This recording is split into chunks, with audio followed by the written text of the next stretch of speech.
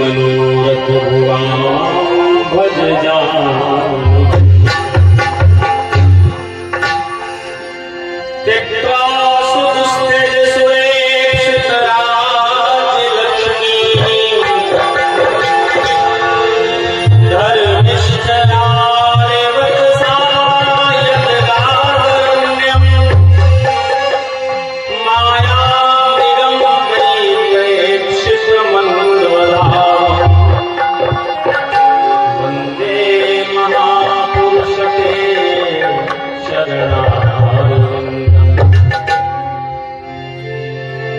जनक लली के पद कमल जब लगे हृदय रवास राम भ्रमर आवत नहीं तब लगिता के पास लेत सदा सुधि दीन की सहज गया के धाम जननी जनक दास के प्रभु श्री सीता वंदो तुलसी के चरण जिनकी हो जग काज कलि समुद्र लखो तो प्रगटो सप्त जहां प्रेम से बोले श्री सीताराम जी महाराज की जय हो। यज्ञ पुरुष भगवान की जय हो। हनुमान जी महाराज की जय हो। अकारण करुणा बरमाले परात्पर अखिलेश्वर राजराजेश्वर कौशल्यानंद वर्धन हमारे इष्ट प्रातः स्मरणीय पूज्य चरण भगवान के कुल कमल दिवाकर राघवेंद्र सरकार उद्भव स्थित संधार कारणी क्लेश वाणी भगवती श्री जानकी माता भक्ति भूषण भगवान भोलेनाथ परम्बा भगवती पार्वती माँ अनंत बलवंत श्री हनुमान जी महाराज के पावन पादार बिंदों में व्यासपीठ से दास का अनंत शाहकोट नमन वंदन प्रणाम समुपस्थित सुधीर श्रोताबंधु वंदनीय माताएं मंच पर संगीत की सुमधुर प्रस्तुति देने वाले कलाकार बंधु एवं हमारे विद्युत आचार्य बंधु सभी को सीधे राम में सर्व ज्ञानी के भाव से सादर व्यासपीठ से नमन प्रणाम करता है। आइए बहुत ही पवित्रतम चर्चा आप लोग हरेंद्र कर रहे थे तो दास के द्वारा आप लोग मानस कथा की यात्रा प्रारंभ करें। इससे पूर्व 2 बार भगवान का पावन नाम हमारे साथ में गाया। निवेदन ये है कि आप लोग तालियां बजाते हुए प्रभु का नाम गाइए।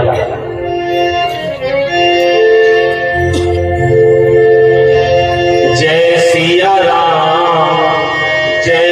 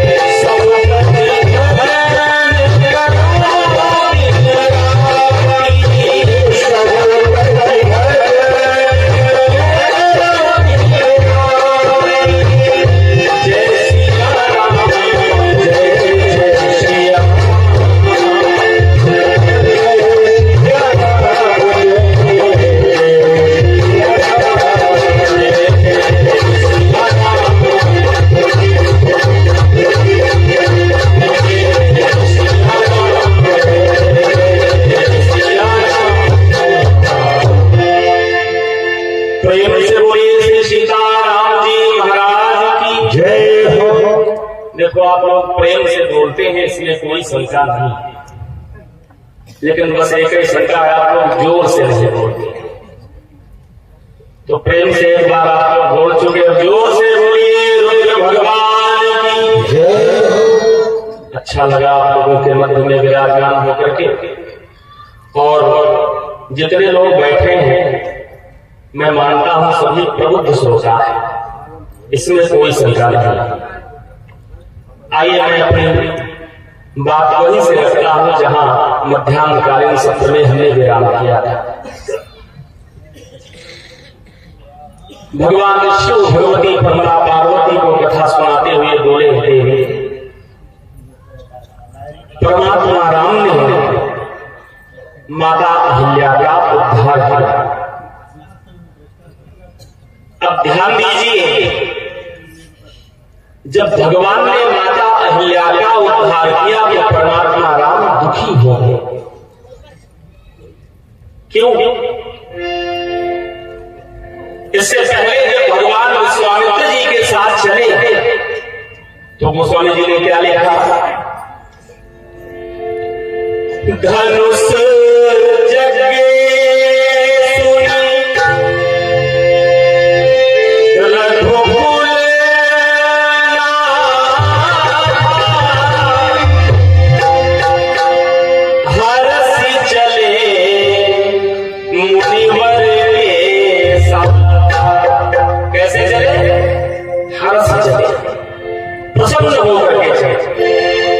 किंतु ध्यान दीजिए, जब माता अहिल्या को भगवान ने अपना चरण छुड़ा दिया तो प्रसन्नता नहीं रही। अब मुख मलिन हो गया। इसलिए गोस्वामी जी कहते हैं माता अहिल्या का उद्धार करके जब भगवान चले तो हर्षित नहीं है। अब कैसे चले? बोले चले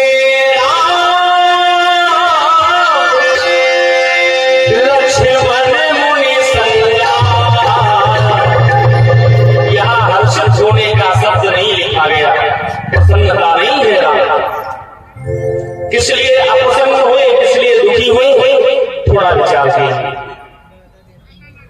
भगवान को लगा कि आज मैंने एक ब्राह्मण पत्नी को, एक ऋषि पत्नी को अपना चरण छुड़ा दिया है और इस समय मैं क्षत्रिय हूं, तो मैंने क्षत्रिय वेश में एक महात्मा की पत्नी को, एक ब्राह्मण की पत्नी को अपना चरण छुड़ा दिया, इससे मुझे पाप लग गया है। इसलिए भगवान दुखी हो गए। और हमारे राघव ऐसे हैं, यदि किसी का कल्याण भी करें और उनका चरण स्पर्श हो जाए, उनके चरण स्पर्श से किसी का कल्याण भी हो जाए तो भगवान सोचते हैं कि देखो हमने ऐसे चरण छुड़ा दिया। आज का मानो भगवान अहिल्या का उद्धार करते हैं, चरण छुड़ा दिया तो अपने आप को पापी मान बैठे। और आज कैसा समाज है, कोई हमारा चरण न छुए तो हम लोग कहते हैं कितना पापी है जो हमारा चरण नहीं छू रहा है। तो आप विचार कीजिए, जब किसी को पाप लगता है तो कहां भूलने जाता है? सब लोग जानते हैं, गंगा में। इसलिए भगवान उस पाप से निवृत्ति के लिए कहां गए? गोस्वामी जी कहते हैं गए जहां जग पावनी गंगा। कहां गए? जहां भगवती गंगा प्रवाहित हो रही है। अब देखिए, हम लोग जितने यहां बैठे हैं सब लोग किसी न किसी तीर्थ में गए ही होंगे। क्यों भाई? सब लोग प्रायः तीर्थाटन, तीर्थ यात्रा में जाते ही हैं। लेकिन तीर्थ कैसे जाना चाहिए, तीर्थ में कैसे जाना चाहिए, उनके नियम सुनो। भगवान जब गंगा के किनारे पहुंचे तो पहले गंगा अवतरण की कथा विश्वामित्र जी ने भगवान राम को सुनाई। बोलिए राघवेंद्र सरकार की गाभी सुन सब कथा सुनाई। कौन सी कथा? जय प्रकार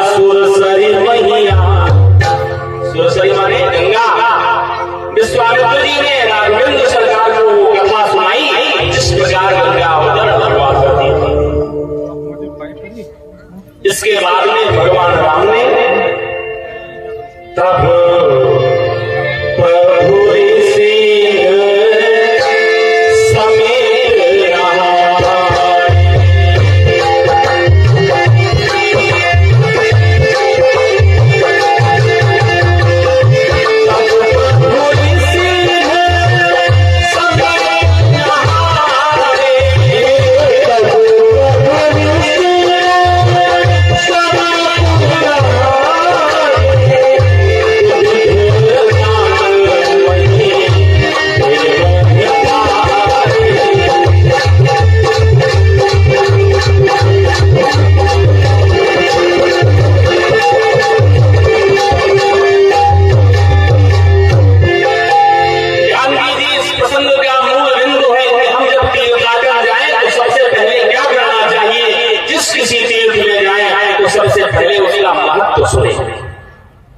किस तीर्थ का महत्व क्या है।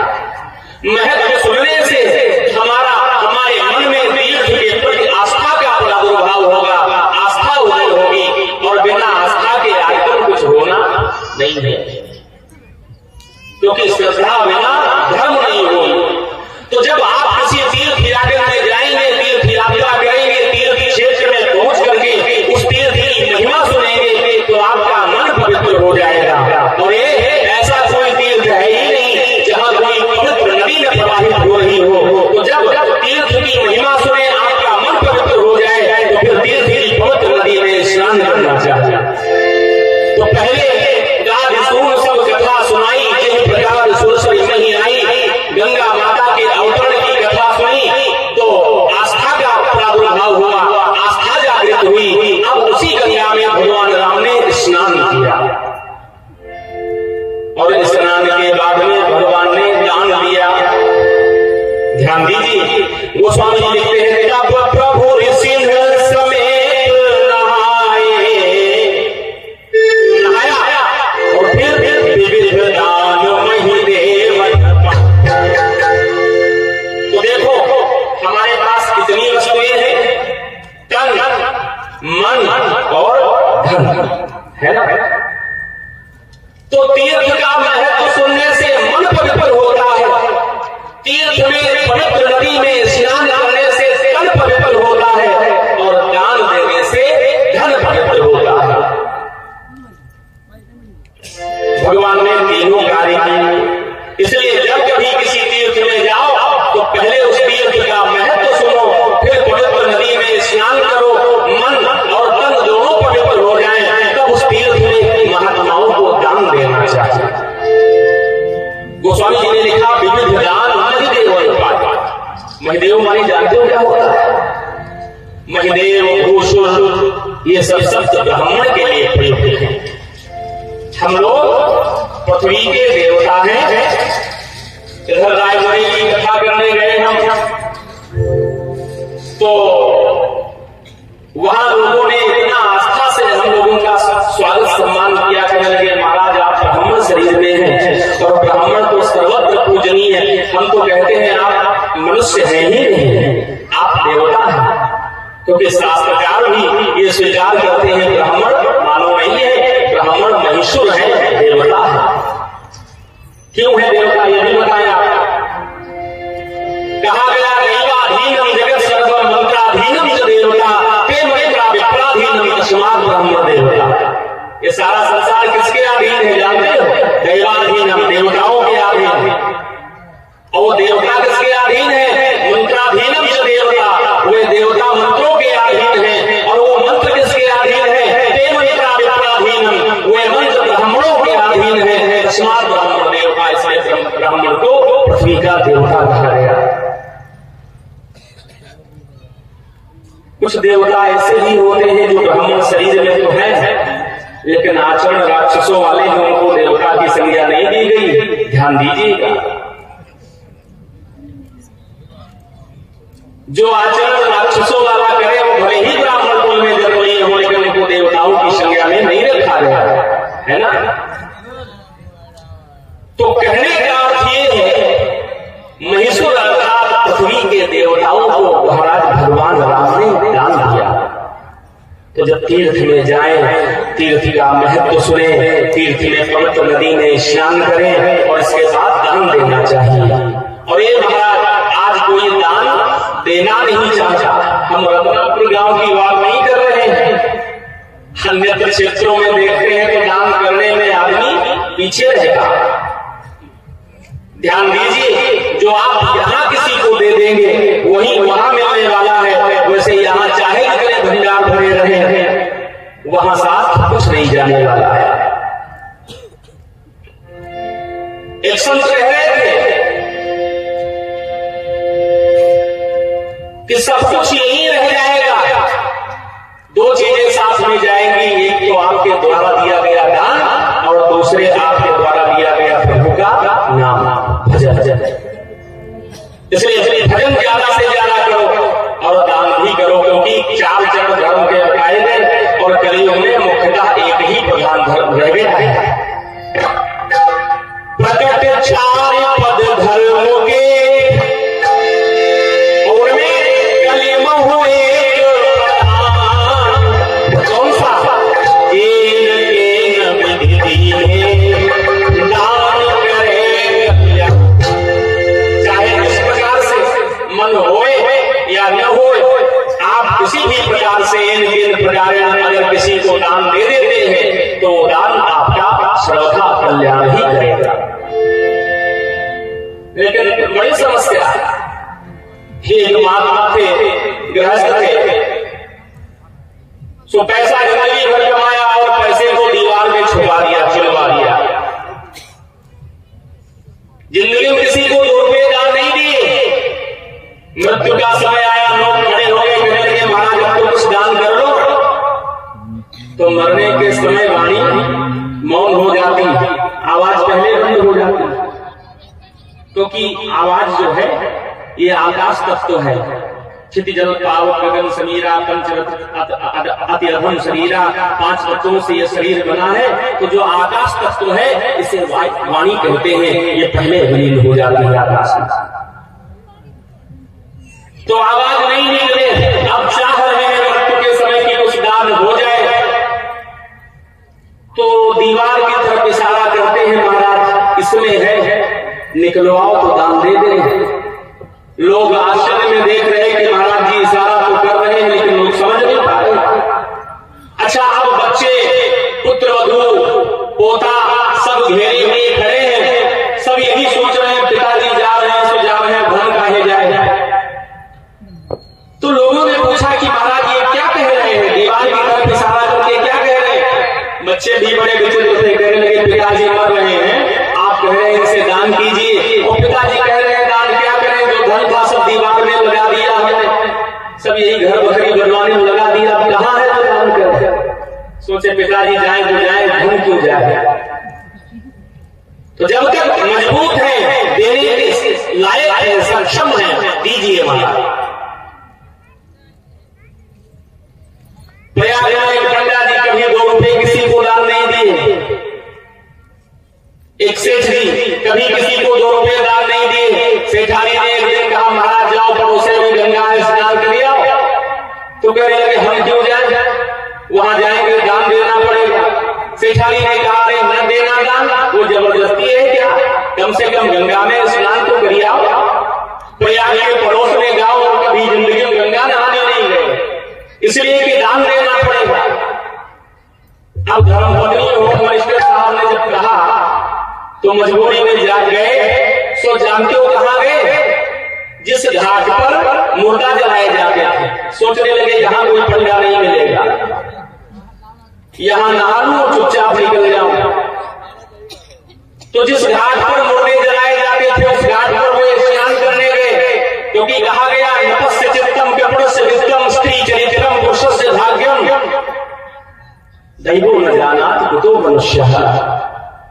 कंजूस आदमी, कृपण आदमी का धन बड़ा कठिन होता है, बड़ा कृपण आदमी था। तो जहां मुर्दे जलाए जाते थे महाराज वहां गए। भगवान भी बड़े कौतुकी, जैसे मुर्दा घाट पे गंगा में उन्होंने डुबकी मारी, भगवान मान करके पंडा पहुंच गए और कहने लगे यजमान की जय हो। बाहर निकले देखा पंडा, अरे बड़ा खींच गए, हे राम राम ये तो यहां भी आ गए। तो कहने लगे महाराज यहां कैसे? पंडा बोले हम तो यहीं रहते हैं, साल में एक आध बार ऐसे सेठ आ जाते हैं जो पूरे साल भर की व्यवस्था कर देते हैं खाने पीने। अब तो और घबराए, 1 रुपया लेना नहीं चाहते, पूरे साल की व्यवस्था करवाएंगे महाराज, बहुत है। भगवान पंडे के देश में बोले अब स्नान कर ही चुके हो, इस घाट का नियम है, तुम्हें मुझे कुछ न कुछ देना ही पड़ेगा। बोले महाराज लाए तो कुछ नहीं है। भगवान बोले तो संकल्प कर लो, हम घर से ले जाएंगे। संकल्प करवा लो, हम घर से ले आएंगे, इसके लिए आप चिंता ना करें।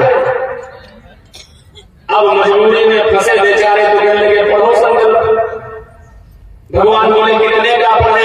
पंडा बोले बस 1 टके का पढ़ना, इससे ऊपर मत पढ़ना। भगवान ने संकल्प पढ़ दिया, 1 टका दान दिया सेठ जी को। अब सेठ जी भी पछताते हुए, पश्चाताप करते हुए खूब पत्नी के कहने पर यहां चले आए बेचारे घर। और आगे आगे सेठ जी, पीछे पीछे पंडा रूप में भगवान भी आ गए। सेठ जी आए, घर में विश्राम करने लगे। भगवान बाहर खड़े बोले यजमान की जय हो। तीर्थ में पंडा भी बड़े विचलित होते हैं, तुम दान ना देना चाहो तो कुर्ता पकड़ के पीछे से खींचते हैं। बिहारी के दर्शन के लिए लाइन लगती वृंदावन में, तो पंडा जानते क्या कहते हैं? बस 50 रुपए में नजदीक से दर्शन करवा दूंगा। 50 रुपए में नजदीक से दर्शन, वो यानी उनको 50 रुपए दीजिए, आपको लाइन में नहीं लगना पड़ेगा, नजदीक से दर्शन करवा देंगे। एक कंजूस लगा था लाइन में कृपा व्यक्ति, तो उसे एक पंडा ने कहा कि महाराज 50 रुपए दीजिए, हम नजदीक से दर्शन करवा देंगे। वो बोला तो हमको 10 ही को हम बिना दर्शन किए चले जाएंगे। ये स्थिति। तो भगवान आए, बोले यजमान की जय हो। पंडा जी बस विश्राम कक्ष में गए ही थे, अपने चारपाई पर लेटे ही थे। धर्मपत्नी से कहा देखो कौन आया। धर्मपत्नी बाहर निकल के आई, देखा पंडा खड़े हैं, गई लौटी हुई, बोले महाराज जी आए हैं। अच्छा वेश कैसा है? बताया साधु वेश में है पंडा। अब तो सेठ को लगाई वही पंडा आया है जो मुझसे संकल्प करवाया था घाट पर। तो अपनी सेठानी से सेठ ने कहा जाकर के पंडा से कह दो यजमान जी कुछ अस्वस्थ है, सेठ जी कुछ अस्वस्थ है, बीमार है। सेठानी आई दौड़ती हुई, कहने लगी महाराज सेठ जी कुछ अस्वस्थ है, बीमार है। भगवान भी बड़े गौतमी कहने लगे अच्छा तो हमारा यजमान बीमार हो और हम बिना देखे चले जाए? अब हम भी नहीं जाएंगे, दर्शन कर लेंगे फिर ही जाएंगे। दौड़ती हुई गई, फिर बताया सेठ को कि वो कह रहे हैं बिना दर्शन किए नहीं जाएंगे। सेठ कहने लगे तो पीछे ही पड़ गए। तो थोड़ी देर बाद सेठ ने सेठानी से कहा जाओ और महाराज जी से कह दो, पंडा से कह दो कि सेठ जी मर गए, जिंदगी नहीं, खत्म हो गए। सेठानी आई दौड़ती हुई और पति के आगे, पति ने कहा तो उसके बाद की अवहेलना कैसे करे। सो आई पंडा से कहने लगी महाराज हमारे सेठ जी तो दुनिया में नहीं रहे। भगवान ने कहा अच्छा ये बात है, तो हम मृत्यु घाट के पंडा हैं, जब तक अंतिम क्रिया नहीं करवा लेंगे तब तक फिर नहीं जाने। अब हमारा दायित्व बनता है, हमारा यजमान है मर गया तो हम उसकी सभी क्रिया करवाएंगे। और सेठ ने सांस खींच ली, प्राणवायु को ब्रह्मांड में केंद्रित कर लिया, योगाभ्यासी थे। अब तो रोआ पीटी बन गई पूरे नगर में, लोग देखने आए, भगवान को जानते ही है नकली मरा है, असली तो नहीं मरा है ना, असली प्राण थोड़ी नदी के आगे। भगवान भी खड़े देख रहे, पूरा नगर इकट्ठा हो गया सेठ जी के उस दृश्य को देखने के लिए। लोगों को लगे कि सेठ नहीं रहे दुनिया में, बांस काटे गए, बोर्ड चिट्ठी बनाई गई, लेकिन सेठ नहीं बोले। लोगों ने कफन मंगवाया, सेठ जी को नहलाया, सेठ नहीं बोले। सेठ जी को कफन में लपेट करके चिट्ठी पर रख दिया, सेठ जी नहीं बोले। 4 लोग लेकर के चल दिए पीछे पीछे। भगवान भी सोचने लगे हम इसे नहीं छोड़ेंगे। भगवान भी पीछे पीछे। स्थिति ये हुई महाराज कि उस घाट पर पंडा रूपी भगवान भी साथ साथ गए और लोग शेष जी को लेकर के गए। लकड़ियां लगा दी गई, शेष जी को रख दिया गया, लेकिन शेष जी नहीं बोले। अब स्थिति ये हुई कि बस अग्निदान देने की ही आवश्यकता थी, बाकी सारी क्रियाएं पूरी हो चुकी थी। भगवान ने सोचा बड़ा विकट शेष मिला, तो भगवान ने कहा ऐसा करें, अब ये मर ही जाएगा, एक टका के लिए प्राण दे देगा लेकिन टका नहीं देगा। तो एक युक्ति बनाई। भगवान बोले लोगों से कि अगर आप लोगों की इच्छा हो तो सेठ जी हमारे यजमान थे, अब मृत्यु को प्राप्त हो गए हैं, तो उनके पार्थिव शरीर में कान में थोड़ा सा मंत्र फूंक दे, तो इससे उनकी मुक्ति हो जाएगी। लोगों ने कहा महाराज मुझे कोई इससे आपत्ति नहीं है, जाइए। भगवान आए, भगवान को जान ही रहे हैं मरा नहीं है, सो कान में बोले भगवान आया है वैकुंठ से तुम हित नाता जोड़। और जैसे इतना शब्द कहा सेठ ने सोचा क्या भगवान आए हैं, आंखें खोल करके देखा तो वही पंडा, फिर आंखें बंद कर लिया।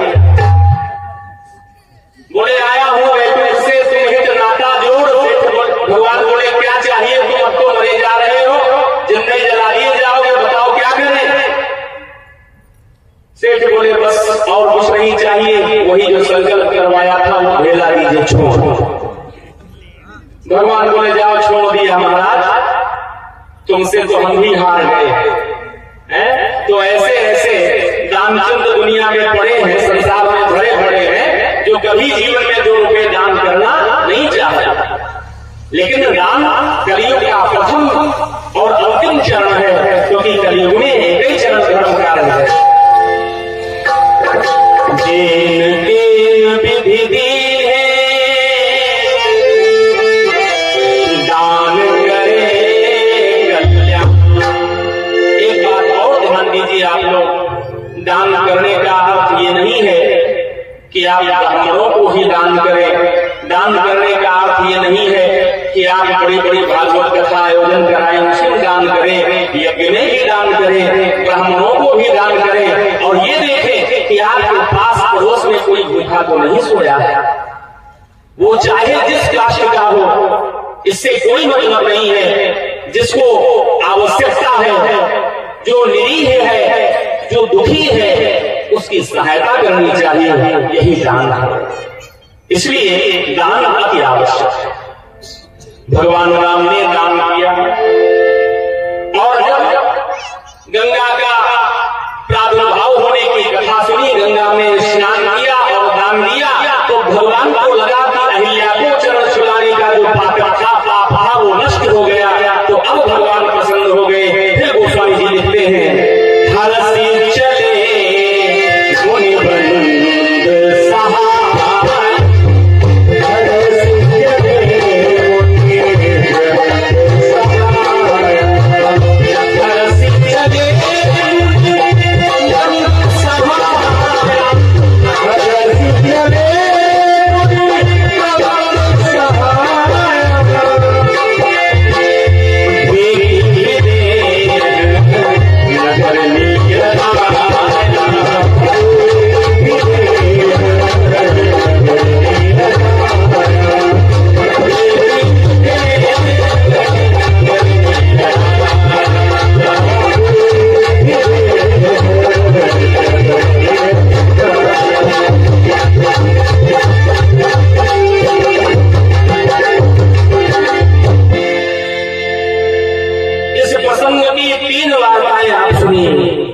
विश्वामित्र जी के आश्रम से जब भगवान चले तो हर्ष चले मुनिवर के साथ, अहिल्या का उद्धार किया, चरण छुलाया, तो चले राम मुनि। चले राम सिर्फ हर्षित शब्द का प्रयोग नहीं किया गया, चले राम लक्ष्मण मुनि संगा। और जब भगवान को लगा कि अहिल्या ब्राह्मण पत्नी ऋषि पत्नी को चरण छुलाने से जो पाप लगा था, गंगा स्नान से ब्राह्मणों को दान देने से वो पाप नष्ट हो गया, तो अब भगवान फिर प्रसन्न हुए। इसलिए गोस्वामी जी आगे की वार्ता लिखते हुए कहते हैं हर्ष चले मुनि वृंद सहाय।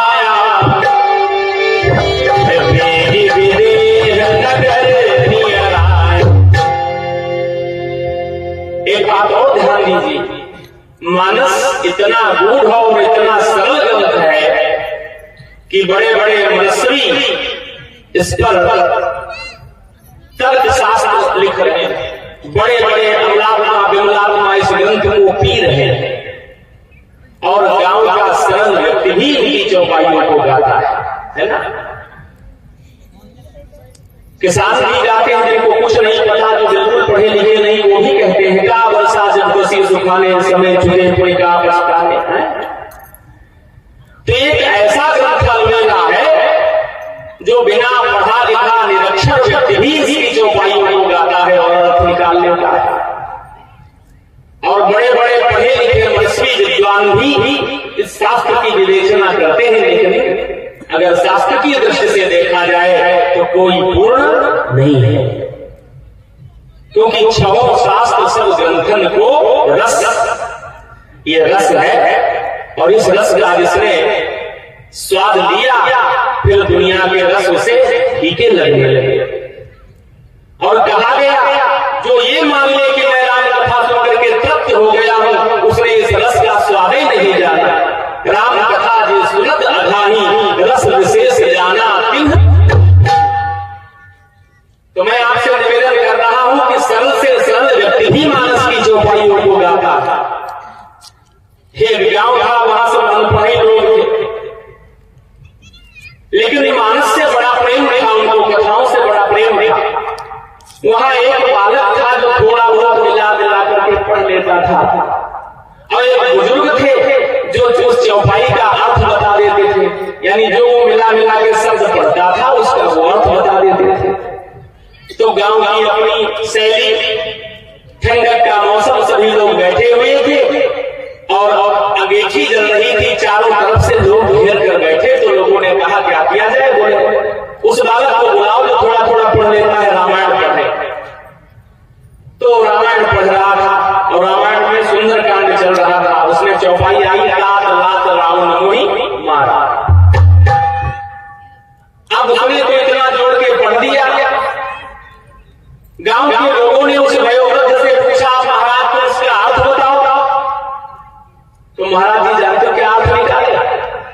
कहने लगे सुनो, जैसे हम लोग बैठे हैं ना आपके चारों तरफ, ऐसे ही एक बार रावण बैठा था और बीच में आग जल रही थी। रावण चारों तरफ से अपने परिवार के साथ बैठा था और अपना पांव सेक रहा था। पांव गर्म हो गया। विभीषण ने कुछ ऐसा कहा जो ताती ताती लात रावण ने विभीषण को मार दी, इसलिए लात लात रावण ना मार, विभीषण जी कहते हैं। तो ऐसे भी लोग अर्थ कर लेते हैं, लेकिन इस ग्रंथ में विश्व की तमाम भाषाओं का प्रयोग है। अवधी भी है, उर्दू भी है, नागरी भी है, ना जाने कितनी भाषाओं का। इसी तरह से एक बार हम चर्चा कर रहे थे, मास दिवस कर दिवस भा मर्म न जाने कोई, रवि समेत रथ समेत रवि खाके निशा कौन विधि हुए। हम कह रहे थे महाराज जो खाके शब्द लिखा गया मानस में, ये बंगाली शब्द है। बंगाल की भाषा में खाको माने रुकना होता है। तो हमने कहा कि मानस में तमाम भाषाएं हैं। एक कहने लगे महाराज तो क्या अंग्रेजी है? कहने लगे क्या अंग्रेजी भी है मानस में? हमने कहा बिल्कुल है। बोले कहां? हमने कहा पढ़ी, हरस चले मुनि वृंद सहाया, विदेह नगर नियरा। ये भैया यहाँ पढ़े लिखे लोग बैठे हैं, नियर माने क्या होता है? अंग्रेजी के जानकार भी लोग बैठे हैं, नियर माने तो नजदीक ही होता है ना। तो वेग विदेह नगर नियरा या ऋष्यमुख पर्वत नियराया। अब ध्यान दीजिए, मानस में 3 नगरों का वर्णन है। पहला नगर जानते हो कौन सा है? पहला नगर है अयोध्या, दूसरा नगर है लंका और तीसरा नगर है जनक नगर। लेकिन तीनों की अपनी अलग अलग विशेषताएं हैं।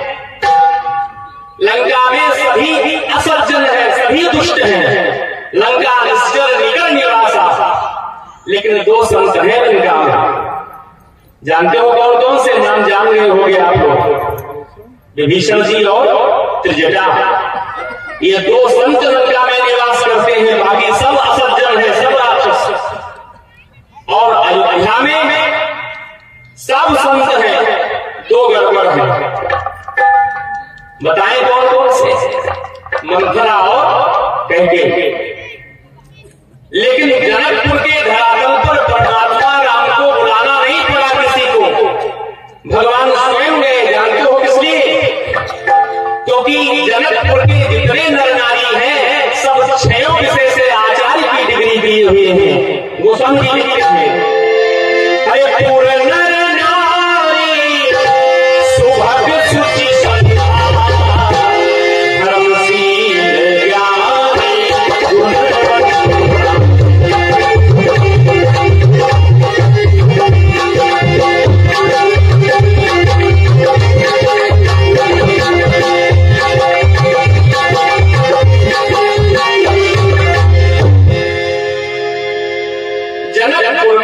जनकपुर नगर की क्या विशेषता है? यहाँ के जितने नर नारी हैं वो सब कैसे हैं? छयों विषयों से आचार्य हैं।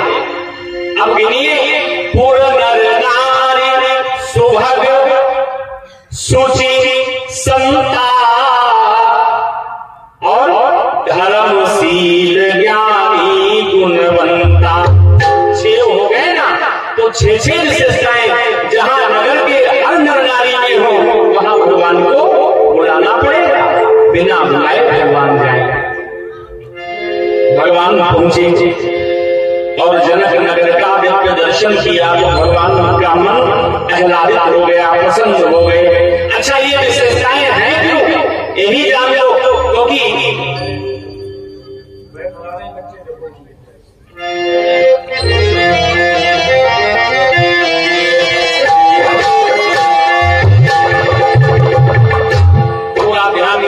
उधर कोई विशेष बात नहीं है। बोलिए राघवेंद्र सरकार की जय हो, हनुमान जी महाराज जय हो। ये जनकपुर के नर नारियों में विशेषताएं आई क्यों? क्योंकि साक्षात ब्रह्मा भक्त स्वरूप भगवती सीता का प्रादुर्भाव जनकपुर में हुआ है। और वहां के राजा विदेहराज जनक बड़े ही योगी हैं, राजर्षि हैं, तो ऐसे पावन धाम पर परमात्मा को बिना बुलाए जाना पड़ता। वैसे विचार करिए, हम आपके जीवन में क्या भगवान बिना बुलाए आ सकते हैं? नहीं आएंगे। लेकिन भक्ति के साथ अगर ये छह विशेषताएं जीवन में आ जाएं तो परमात्मा को बुलाना नहीं पड़ेगा, भगवान बिना बुलाए आएंगे। बस करना क्या है? तुमको अपना आंगन साफ करना है। कौन सा आंगन जानते हो? तुमने आंगन नहीं बुहारा, कैसे आएंगे भगवान, कैसे आएंगे भगवान।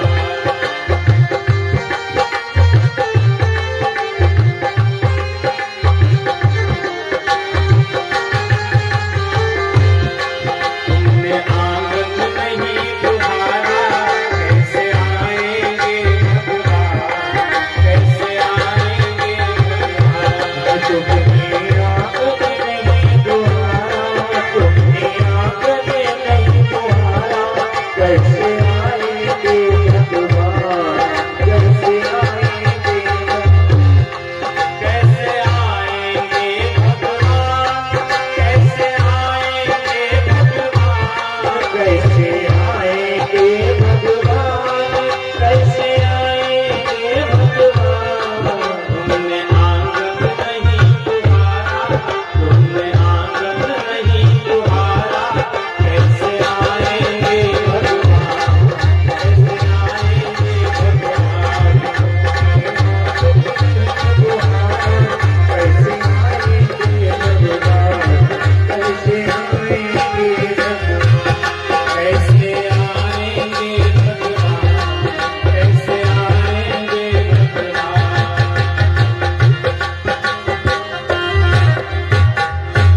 आंगन कौन सा? जिसका अंतःकरण पवित्र हो जाए, उसके हृदय धरातल पर परमात्मा पहुंच ही जाते हैं, क्योंकि ये हृदय ही जनकपुर है और यहाँ सीता भक्ति रूप में विराजमान हो जाएं, सारी विशेषताएं स्वतः आ जाएंगी। तो जब अपने हृदय को जनकपुर बना लोगे और हृदय में भक्ति रूपी सीता को बिठा लोगे, तो भगवान, मैं दोपहर में भी आपसे निवेदन कर रहा था, भगवान कहते हैं नाहम वसामि वैकुंठे योगिनाम हृदये नच मद्भक्ता यत्र गायन्ति तत्र तिष्ठामि नारद। जहां भगवान की भक्ति वहां भगवान। तो सीता रूपी भक्ति के कारण जनकपुर के धरातल पर जब भगवान पहुंचे, महाराज जनक को सूचना मिली, अरे विश्वामित्र महामुनि आए, समाचार मिथिलापति पाए। जनक जी को समाचार मिला कि विश्वामित्र जी आए,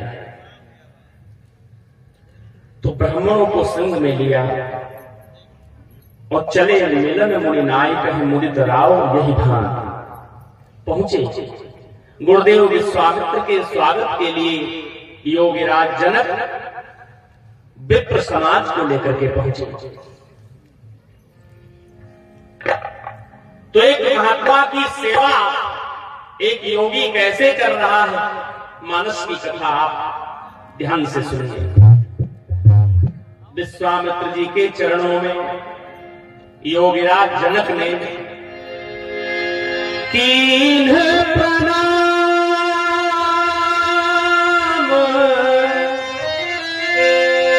चरण धरी माथा, दीन आशीष मुदित मुनिनाथ। अपना मस्तक चरणों में रख दिया, कीन्ह प्रणाम चरण धरी माता। प्रणाम करने का भी एक अलग तरीका होता है। आजकल जैसा प्रणाम हम लोग करते हैं, ये प्रणाम की शैली नहीं है। पहले प्रणाम जानते हो कैसे होता था? साष्टांग। जब किसी संत विद्वान महात्मा को कोई देखता था, प्रणाम करने के लिए झुकता था, तो साष्टांग दंडवत लेट जाता था और उसके चरणों के पांव के नाखून पर अपना ये स्थान रख देता था, जिससे उसे एक अलौकिक ऊर्जा प्राप्त होती थी। लेकिन बंद हो गया यार। सोचने लगे कहीं गुरुजी कोई दिन जंगल में मिल गए और काटन वैसे लेट के प्रणाम करना पड़ा तो समस्या हो जाएगी। तो प्रणाम की विधा बदली, अब लोग बैठकर के प्रणाम करने लगे। ठीक है, बैठकर प्रणाम करो, सिर रख करके, वहां तक ठीक, लेकिन धीरे धीरे हमारे भारतीय संस्कृति ने इतनी उन्नति की कि वो भी प्रणाम लुप्त हो गया। अब जानते हो कैसे प्रणाम करते हैं? अब हाथ रख के प्रणाम प्रारंभ होगा। यह भी विधा ठीक है, क्योंकि साधारण मत समझिए प्रणाम को। महाराज मनु ने कहा है, अभिवादनशील से नित्यम वृद्धोपसे विनः चत्वारि तस्य वर्धन्ते आयुर्विद्या यशो बलम। चार चीजें मिलती है प्रणाम करने से, आयु, विद्या, यश और बल। और साइंटिफिक सॉल्यूशन भी है, विज्ञान भी कहती है, जब किसी को आप उसके चरणों के पांव के नाखून से अपनी हाथ की इन उंगलियों का स्पर्श करवाओगे, तो जिसको आप स्पर्श कर रहे हो उसको भी शरीर में कुछ अनुभूति होगी, और यदि आप स्पर्श कर रहे हो तो आपको भी कुछ अनुभूति होगी। एक अदृश्य ऊर्जा जो आपको दिखाई तो नहीं पड़ती है, लेकिन जिसे आप प्रणाम कर रहे हैं उसके शरीर से निकल करके आपकी इन उंगलियों के माध्यम से आपके शरीर में प्रवेश करेगी। ये हमारा विज्ञान भी मानता है, लेकिन हमने ये परंपरा ही छोड़ दी। अब तो गांठी छुई जाती है, महाराज कहते हैं प्रणाम, यहाँ कुछ नहीं है, यहाँ से कुछ नहीं मिलने वाला। अगर वास्तविकता में कुछ चाहते हो तो अपना ये हाथ जिसके चरण छू रहे हो उसके दाहिने पैर पर, और ये हाथ उसके बाएं पैर के पांव के अंगूठे से नख से स्पर्श करवाइए, फिर आपको पता चलेगा कि क्या मिल रहा है। प्रणाम की विधा बदलती चली गई। अब तो लोग गांठों तक आ गए। अब यहां से भी संतोष नहीं है तो दूरे से कहते हैं लोग महाराज प्रणाम, और प्रणाम शब्द भी लुप्त हो गया। फिर संस्कृत का एक शब्द आया नमस्ते, और नमस्ते भी ठीक है। चलिए यदि आप नहीं छू रहे हैं पांव तो ये तो कोई सुंदर वाक्य कहकर के आपको शुभ आशीर्वाद देगा, उससे भी कल्याण होगा। लेकिन लोग नमस्ते कहते हैं, और हमारे भारतीय सनातन संस्कृति में नमस्ते तो लोग कहते हैं लेकिन नमस्ते का अर्थ नहीं पता है। नमस्ते माने भी होता है मैं तुम्हें प्रणाम कर रहा हूं। आज हम देखते हैं विद्यालय में जब छात्र जाता है तो गुरुजी से कहता है गुरुजी नमस्ते, तो गुरुजी कहते हैं बेटा नमस्ते। नमस्ते माने मैं तुम्हें प्रणाम कर रहा हूं। तो जब कोई नमस्ते करे तो उसे आशीर्वाद देना चाहिए, बदले में नमस्ते नहीं करना चाहिए। लेकिन आजकल के गुरुजी को ये पता ही नहीं।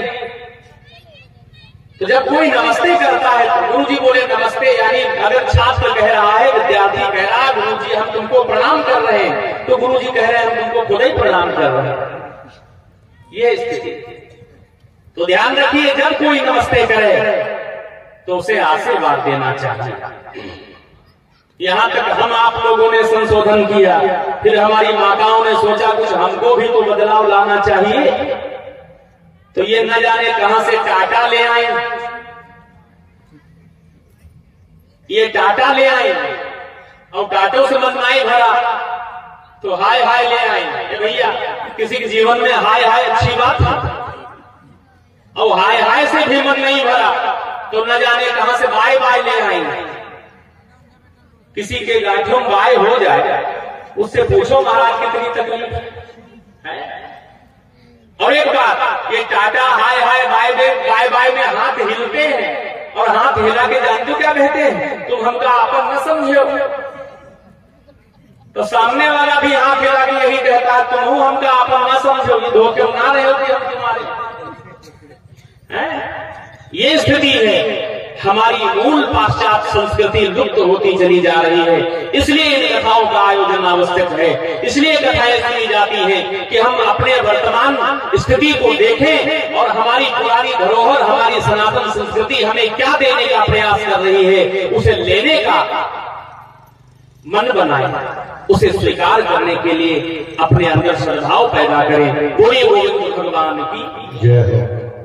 महाराज विश्वामित्र जी के चरणों में योगीराज जनक ने सिर रख करके प्रणाम किया। तो दीन आशीष मुदित मुनि नाथ